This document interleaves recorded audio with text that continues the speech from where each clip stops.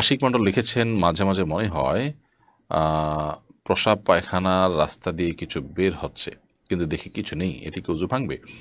নিছকই ওয়াসওয়াসার কারণে বা খুঁতখুঁতে স্বভাবের কারণে এরকমটি মনে হয়ে থাকতে পারে। এরকম হলে আপনার এর ফলে ওযু ভঙ্গ হবে না। কারণ ইসলামী ফিকহের একটা প্রসিদ্ধ এবং গুরুত্বপূর্ণ মূলনীতি হলো আল ইয়াকিনু লা ইয়াজুলু বিশাক।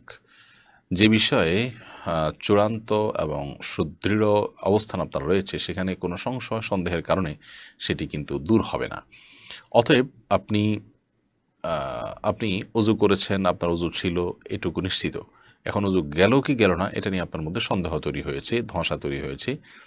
তো এটার কারণে ওই যে নিশ্চিত যে অজু ছিল সেটা এই সন্দেহের কারণে চলে যাবে না, কারণ নিশ্চিত বিষয় সন্দেহের কারণে দূর হয় না। সো অজু ছিল সেটা নিশ্চিত, ওইটাই থাকবে। আর অজু গেছে কি যায়নি সেটা যেহেতু সন্দেহপূর্ণ, বিধায় অজু যায়নি সেটাই ধরে রাখতে হবে, বিধায় আপনার অজু যায়নি। এবং এ জাতীয় ওয়াসওয়াসা দেওয়ার জন্য এক ধরনের শয়তানি আছে, যে মানুষকে এই ধরনের ওয়াসওয়াসা দিয়ে, কুমন্ত্রণা দিয়ে নামাজের মধ্যে রাকাত সংখ্যা ভুলায় দেয়, তারপরে আপনার অজুর ক্ষেত্রে এই ধরনের ওয়াসওয়াসা দিয়ে বারবার অজু করায়, তার ইবাদতের অন্যান্য যে অপরচুরি সেগুলোকে নষ্ট করে। তো এই বিষয়গুলো আমাদেরকে মাথায় রাখতে হবে। এরপরে প্রশ্ন